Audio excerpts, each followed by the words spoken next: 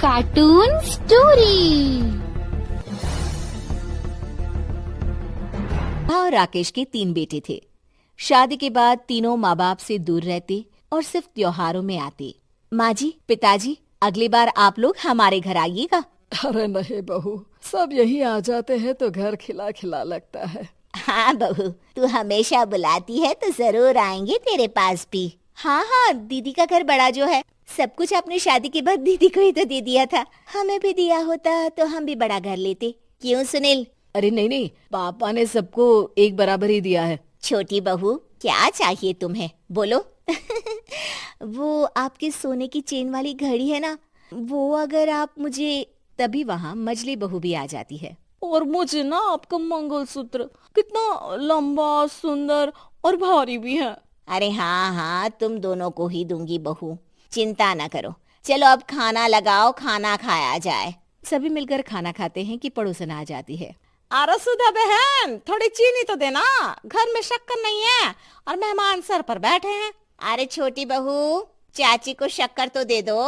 अरे मजली दीदी, आप दे दीजिए ना, मैं यहाँ कम आती हूँ तो मुझे पता ही नहीं है कि सासू माँ सारी चीजें कहाँ रखती है। और तुम मैं कौन सा यहाँ रोज शक्कर फाँकने के लिए आती हूँ, मुझे भी नहीं है पता। तभी बड़ी बहू हाथ में चीनी की कटोरी लेकर आती है। चाची, शक्कर आप लोगों का बड़ा सहारा है माँ जी और पिताजी को, वरना हम लोग तो यहाँ रहते ही नहीं।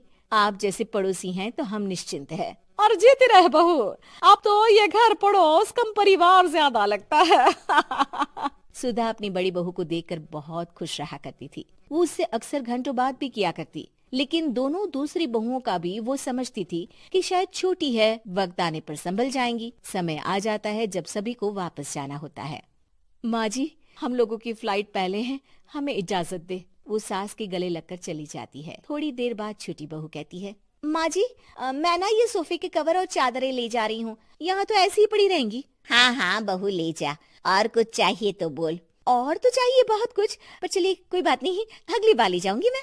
ऐसे ही मंजली बहू भी घर का बहुत सारा सामान ले जाती है। सभी के जाने के बाद सुधा राकेश से कहती है, घर कितना सूना लग रहा है ना। हाँ, और खाली भी। तुम्हारी दोनों बहुएं सब बटोर गई। अरे ठीक है ना, हम दोनों ही तो हैं, कितना सामान लगेगा। फिर उन लोगों की नई गृहस्थी, इतना मत सोचा करे। समय बीतता है। ऐसे ही हर साल त्योहारों में सुधा और राकेश के बच्चों की बहू आते और जाते वक्त ढेर सारा सामान पैक कर कर ले जाती। लेकिन कुछ ही सालों में सुधा का देहांत हो जाता है। पिताजी, आप यहाँ अकेले क्या करेंगे? हम लोगों के साथ चलिए। अरे नहीं नहीं बहू, इस घर में सुधा की यादें हैं, मैं उसे नहीं छोड़ सकता हूँ। अब तुम लोगों की माँ नहीं रही। देख लो, वैसे तो मैंने उसके जीते जी सब कुछ दे दिया है, लेकिन कुछ उसका पर्सनल कीमती सामान था जो ये है, ले लो। सामान में होती है एक घड़ी और एक मंगलसूत्र। माँ जी ने कहा था कि वो ये घड़ी मुझे देंगी। हाँ हाँ, पिताजी, माँ ने सबके सामने ये घड़ी सरिता को देने के लिए कहा था। उठा लो सरिता माँ की घड़ी। अब क्या था, छोटी बहू फट से घड़ी उठा लेती है। और पिताजी, ये मंगलसूत्र तो माँ ने मुझे ही देने को कहा था, याद है ना? वो सभी की ओर इशारा करती है। तू भी ले ले ये हार बेटा, कोई बात नहीं। मंजली फटाक से हार उठा लेती है। ससुर बड़ी बहू की तरफ देखते हैं। तुझे क्या दूं बेटा? पिताजी, माँ ने एक चीज मेरे लिए भी रखी है। सभी के कान खड़े हो जाते हैं कि आखिर सास ने क्या रखा होगा बड़ी के लिए। अरे माँ जी तो दीदी से प्यार भी ज्यादा ही करती थी, हमेशा उनसे बात किया करती। जरूर कोई बड़ी और अपनी प्रिय चीज दी होगी दीदी को। और देख लेते हैं ना, वरना तो हम भी बराबर का बंटवारा करेंगे। हाँ हाँ, कर लेना बंटवारा। लेकिन बड़ी बहू बताओ तो, सुधा ने क्या रखा है तुम्हारे लिए?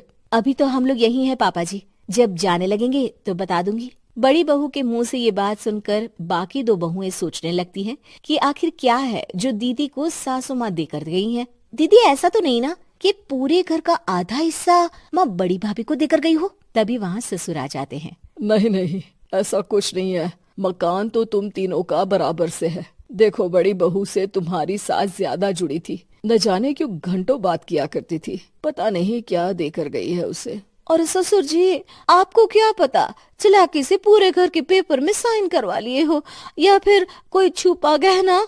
आखिर मकान पूरा तो आपने सासू माँ के नाम ही कर रखा था ना।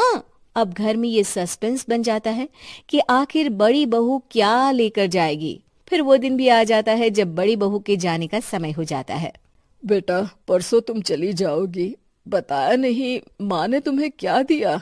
घड़ी और हार जो बेशकीमती था और तुम्हारी सास को सबसे ज्यादा प्रिय था, उसका तो बंटवारा भी हो चुका है। अब तुम्हारी बारी। हाँ पिताजी, आज मैं ये बात बताने ही वाली थी।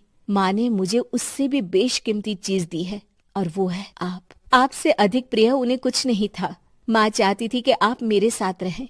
चलिए पिताजी। बेटा, मेरे पास तो कोई पेंशन भी नहीं है और ना ही कोई प्रॉपर्टी।